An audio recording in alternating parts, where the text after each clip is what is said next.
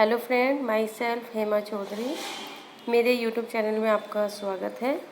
हम अपनी क्लास में संवैधानिक विकास के इतिहास के बारे में पढ़ रहे थे, जिसके बारे में मैंने आपको बताया था कि इसे 2 पार्ट्स में डिवाइड किया गया था। ठीक है, मतलब किया नहीं गया था, या हम इसको 2 पार्ट्स में डिवाइड करके इसके जो एक्ट है इसको हम देख सकते हैं, ईस्ट इंडिया कंपनी के एक्ट और ब्रिटिश क्राउन के एक्ट। ठीक है,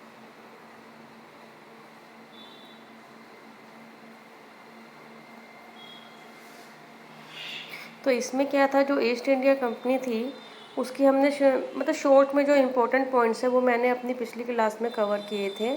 जैसे रेगुलेटिंग एक्ट के बारे में मैंने आपको बताया था, 1784 के एक्ट के बारे में बताया था, और चार्टर एक्ट 1793, इस एक्ट के बारे में हमने अपनी पिछली वीडियो में डिस्कस किया था। और आज की जो वीडियो है उसमें हम 1813, 1833, 1853, 1858, 61 और 1892, आज हम इन एक्ट के बारे में पढ़ेंगे कि इनमें क्या क्या इम्पोर्टेंट चीज़ थी जो कि हुई थी, जो कि हमें याद रखनी है, जो कि मेन पॉइंट्स है। क्या है मेन पॉइंट्स?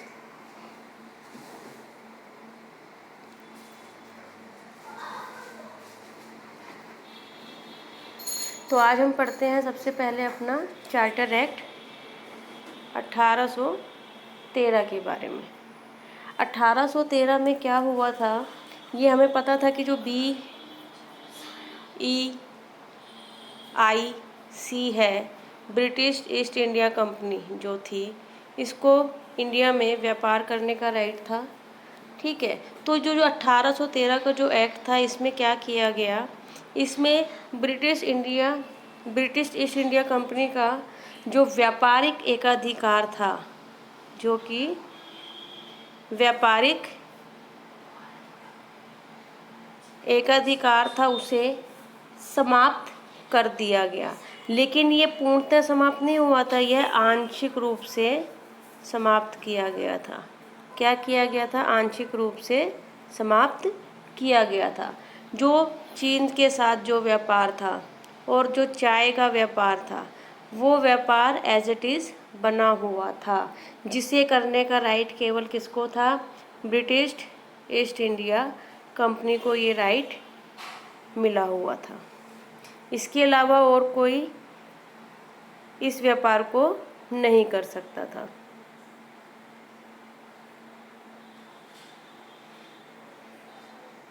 ठीक है, दूसरी चीज़ इसमें क्या हुई कि जो भारतीय शिक्षा थी, जो भारतीय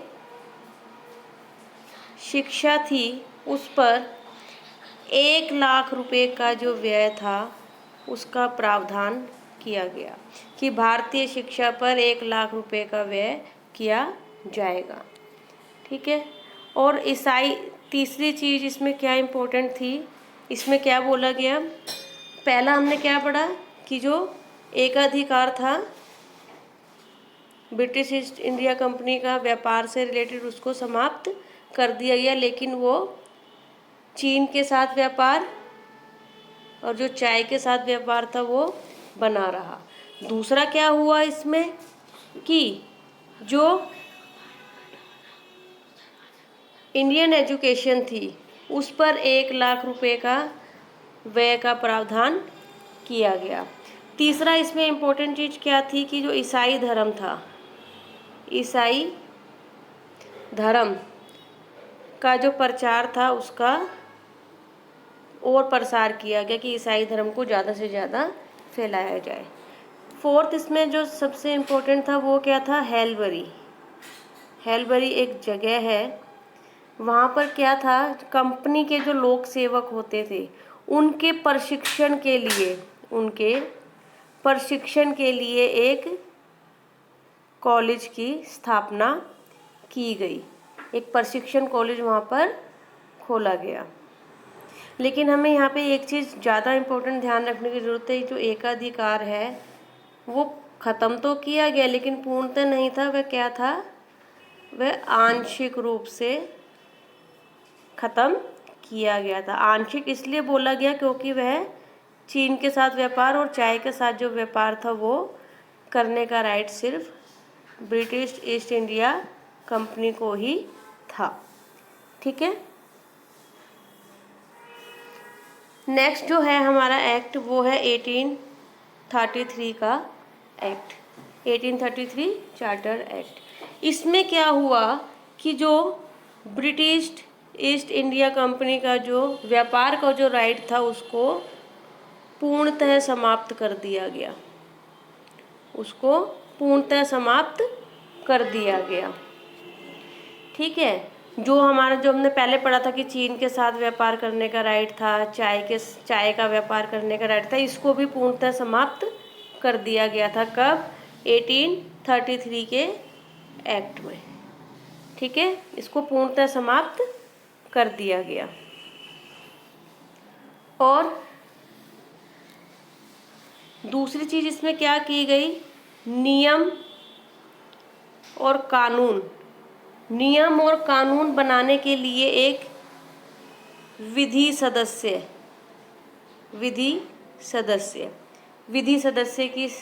को हायर किया गया। ठीक है। जो कि लीगल मेंबर भी इसे बोलते हैं। विधि सदस्य बनाया गया और जो विधि सदस्य जो बनाए गए थे वो थे लॉर्ड मैकॉले। जो विधि सदस्य बनाए गए थे वो थे लॉर्ड मैकॉले। ठीक है। लॉर्ड मैकॉले थे जिनको विधि सदस्य बनाया गया था, क्योंकि उस समय ये देखा गया था कि जो नियम और कानून है वो ठीक से नहीं चल रहे थे। इसी चीज़ को ध्यान में रखते हुए क्या किया गया?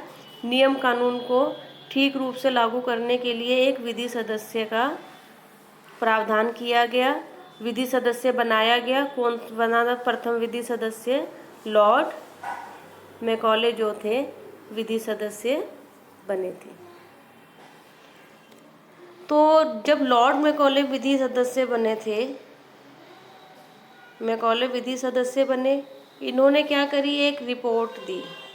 ठीक है। इन्होंने अपनी रिपोर्ट दी और रिपोर्ट में इन्होंने ये कहा कि कोई भी काम नियम के अनुसार नहीं हो रहा है, नियम अनुसार काम नहीं हो रहा है। तो इसके लिए क्या किया गया? 4 सदस्यी विधि आयोग की स्थापना की गई। क्या की गई? स्थापना की गई। क्यों? ताकि ये नियम के अनुसार काम को करवा सके। इस चीज़ को ध्यान में रखते हुए 4 सदस्यीय विधि आयोग की स्थापना की गई। और इसमें क्या हुआ? इसमें जो हम पढ़ रहे हैं 1833 का जो चार्टर एक्ट है, इसमें और क्या हुआ? इसमें एक चीज़ ये हुई कि जो बंगाल के जो गवर्नर जनरल थे उनको क्या किया गया? उनको भारत का गवर्नर जनरल बना दिया गया। ठीक है। बना दिया गया। और इसमें क्या किया गया? दूसरी चीज, जो सिविल सेवकों के चयन के लिए, जो सिविल सेवक होते थे, उनके चयन के लिए कि उनको किस तरीके से सिलेक्ट किया जाए, उसके लिए उस समय खुली प्रतियोगिता का प्रावधान था।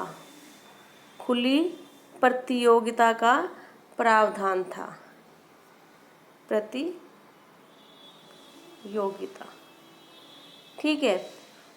ओपन थी वो एग्ज़ाम की, जो मतलब एग्ज़ाम नहीं होता था, ओपनली उनको क्या किया जाता था? चयन कर लिया जाता था।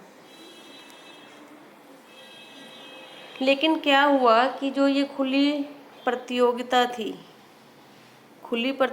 तो थी वहाँ पर, किस चीज़ के लिए थी? लोक सेवकों के चयन के लिए। जो लेख सेवक होते थे उनका चयन कैसे होता था, खुली प्रतियोगिता के थ्रू होता था। लेकिन उसमें क्या हुआ, जो कंट्रोल ऑफ डायरेक्टर था, जो कंट्रोल और डायरेक्टर जो थे, कंट्रोलर और डायरेक्टर, इन्होंने क्या किया, इसका विरोध किया कि ये ऐसे नहीं होना चाहिए। तो इसके बाद इन्होंने क्या करा, इस जो खुली प्रतियोगिता थी इसको इनके विरोध के कारण इसे समाप्त कर दिया। ठीक है, इसे समाप्त कर दिया। नेक्स्ट है हमारा 1853 का एक्ट। 1853 के एक्ट में क्या हुआ था कि जो लीगल काउंसिल थी,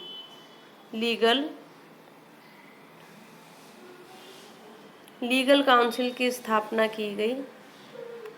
लीगल काउंसिल की स्थापना हुई। इसमें क्या हुआ कि इन्होंने कहा कि जो पहले खुली प्रतियोगिता होती थी वो ना होकर यहाँ पर क्या होना चाहिए, एग्ज़ाम होना चाहिए।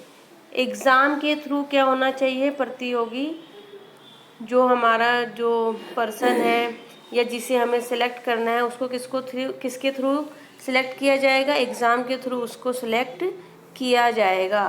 तो यहाँ पे क्या हुआ, खुली प्रतियोगिता को तो पहले से ही ख़त्म हो गई थी, उसकी जगह यहाँ पर क्या हुआ, प्रतियोगी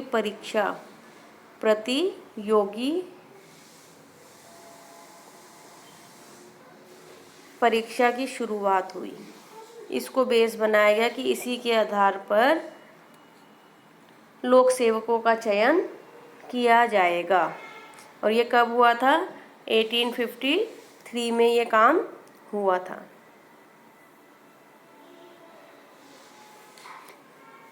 दूसरा क्या था, 1853 में तो ये काम हुआ, लेकिन 1857 में भी एक चीज़ हुई थी, वो हुआ था 1857 का विद्रोह।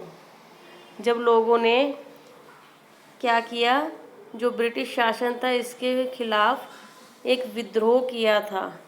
ठीक है, इस विद्रोह का परिणाम क्या हुआ कि जो इसी के विद्रोह के परिणाम के कारण आया था भारत शासन अधिनियम। भारत शासन अधिनियम आया था, जो कब आया था, 1858 में। और इसमें काफ़ी सारी चीज़ें हुई थी जो मैं अभी आपको बताऊंगी। अब हम इसके बारे में पढ़ते हैं। 1858 का जो भारत शासन अधिनियम था, और यहाँ से जो है ताज शासन स्टार्ट हो गया था, जो मैंने आपको बताया था। ठीक है, मतलब जो पहले ये कंट्रोल करने का राइट था ब्रिटिश ईस्ट इंडिया कंपनी को था, जिसके बाद ये 1858 में किसके हाथ में आ गया था, इनके हाथ से हटाकर वो ब्रिटिश क्राउन के अंडर आ गया था। अब जो काम करता था वो क्या था, ब्रिटिश क्राउन के अकॉर्डिंग यहाँ पर काम किया जाता था। ठीक है, तो इसमें क्या हुआ, इसमें ये बहुत इम्पोर्टेंट है, इसमें काफ़ी सारी चीज़ें हुई कि 1858 का जो भारत शासन अधिनियम था इसको 1 नवंबर को कनिंग द्वारा पढ़ा गया था। कहाँ पर पढ़ा गया था, इलाहाबाद में। कहाँ पर पढ़ा गया था, इलाहाबाद में। ठीक है, इसमें जो 1858 का जो भारत शासन अधिनियम था इसे 1 नवंबर को कनिंग द्वारा इलाहाबाद में पढ़ा गया था।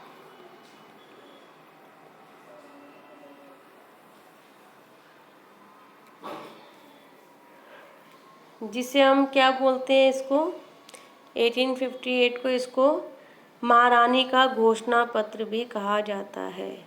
महारानी का घोषणा पत्र।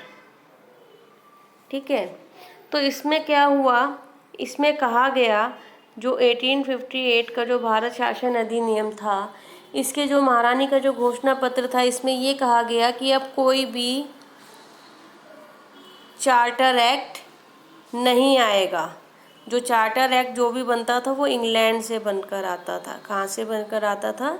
इंग्लैंड से बनकर आता था।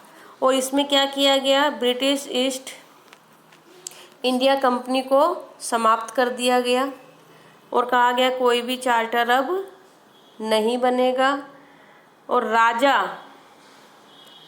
आक्रमण नहीं करेगा और राजा किसी भी जगह पर या किसी दूसरे राजा पर कोई आक्रमण नहीं करेगा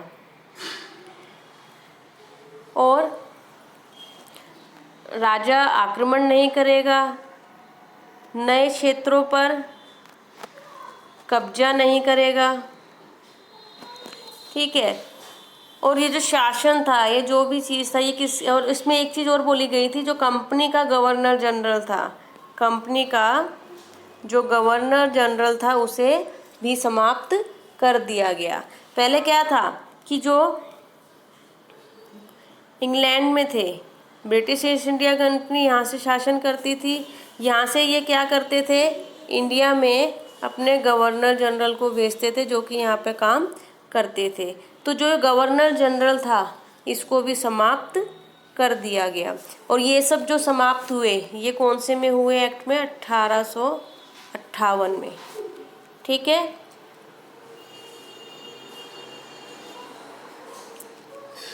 मतलब कि एक तरह से यहाँ देखा जाए तो राजा का शासन स्टार्ट हो गया था, ठीक है, राजा या रानी का। उसमें क्या हुआ? अब राजा जो क्या करता था, ये इंग्लैंड में था, ठीक। अब ये जो राजा था, राजा बनाया गया, राजा के अंडर आता था वायसराय। वायसराय किसकी जगह आया? गवर्नर जनरल की जगह आया, क्योंकि इस पद को यहाँ पर समाप्त कर दिया गया था। इसकी जगह कौन आ गया? वायसराय। वायसराय, ठीक है, वायसराय आया। और जो फर्स्ट वायसराय बने थे वो थे Lord Canning. Lord Canning, Lord Canning Bharat के पहले वायसराय बने थे, ठीक है। लॉर्ड कैनिंग भारत के पहले वायसराय बने थे। अब जो वायसराय था, जो वायसराय का जो पद था, ठीक है, अब वो क्या करते थे? वो यहाँ कहाँ आते थे? इंडिया में आते थे। इंडिया में कौन? वायसराय का पद आया और वो ही यहाँ पे सारे काम करता था, ठीक है। इसमें जो है 1858 का जो एक्ट है ये बहुत इम्पोर्टेंट है, क्योंकि इसमें बोला गया अब कोई भी चार्टर नहीं बन के आएगा इंग्लैंड से, ठीक है। ब्रिटिश ईस्ट इंडिया कंपनी का जो एकाधिकार था उसको समाप्त कर दिया गया और उसकी जगह शासन किसके पास आ गया? राजा के पास आया, मतलब रानी के अधीन, मतलब महारानी विक्टोरिया के अधीन शासन था। ब्रिटिश क्राउन आ गया था। क्या आ गया था? ब्रिटिश क्राउन की यहाँ से शुरुआत हुई। कहाँ से हुई? 1858 के एक्ट से, जो कि क्या था? भारत शासन अधिनियम। यहाँ पे ब्रिटिश ईस्ट इंडिया कंपनी का जो शासन था उसे समाप्त करके ब्रिटिश क्राउन के हाथ में दे दिया गया। और ये भी कहा गया कि राजा अब कोई भी आक्रमण नहीं करेगा, नए क्षेत्रों पे वो कब्जा भी नहीं करेगा। ये सारे इम्पोर्टेंट चीज़ थी। और जो कंपनी का जो गवर्नर जनरल था उसे भी समाप्त कर दिया गया। तो ये काफ़ी सारी इम्पोर्टेंट चीज़ थी जो इस एक्ट में हुई थी, जो कि हमें याद रखने योग्य है और ये एग्ज़ाम में इससे रिलेटेड क्वेश्चन भी पूछे जाते हैं।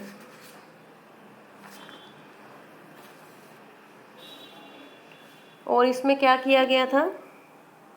जो 1858 का जो एक्ट है, इन सब के अलावा इसमें क्या हुआ था? भारतीय सचिव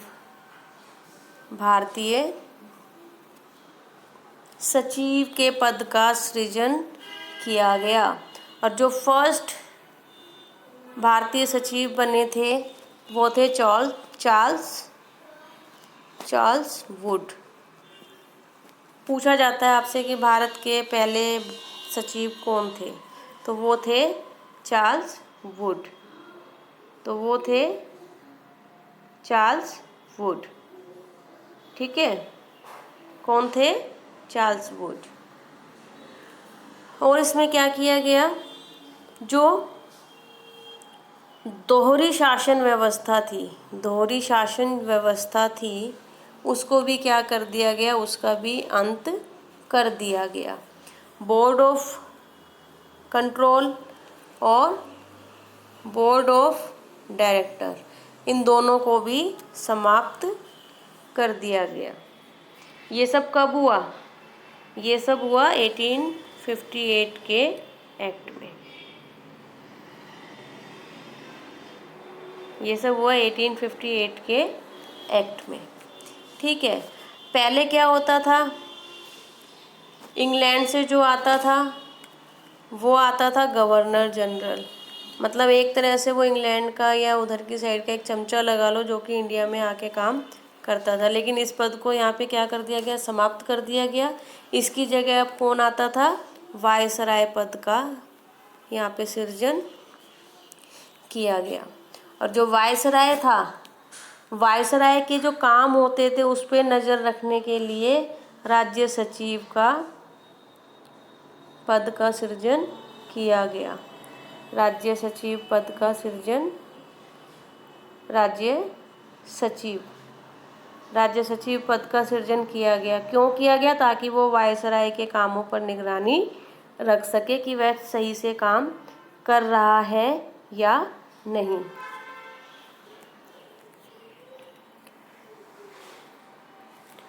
मतलब 1876 और 1858 में क्या था, राजा को भारत का शासन दिया गया।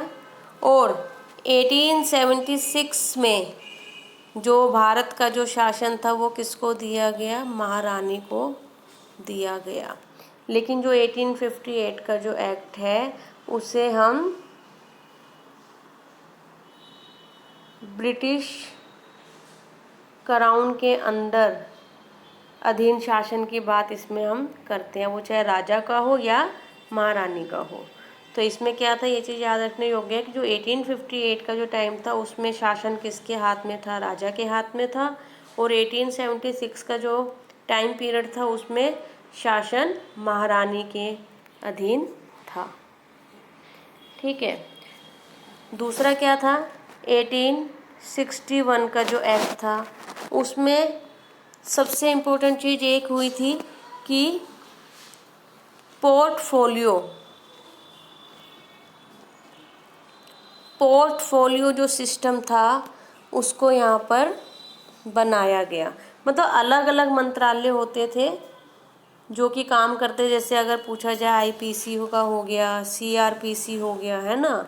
तो इस तरीके से ये अलग अलग मंत्रालयों में बटे हुए ये क्या करते थे, काम करते थे।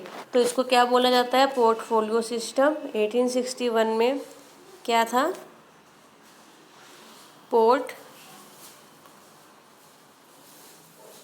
पोर्टफोलियो या विभागीय या फिर मंत्रालय, इसको हम इन नामों से भी जानते हैं। ठीक है, और एक सबसे बड़ी बात, जो सत्ता हस्तांतरण हुआ था, जो कि ब्रिटिश ईस्ट इंडिया कंपनी से किसको दिया गया था, ब्रिटिश क्राउन को दिया गया था। ये जो सत्ता का जो हस्तांतरण हुआ था उसके बाद जो 1861 का जो ये एक्ट था, ये पहला संवैधानिक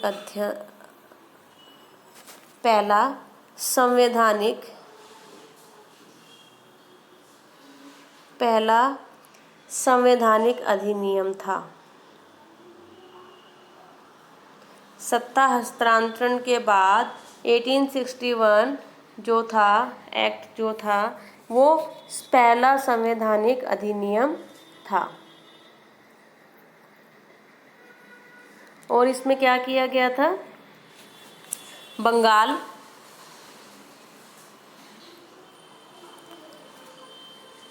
उत्तर पूर्वी सीमा प्रांत,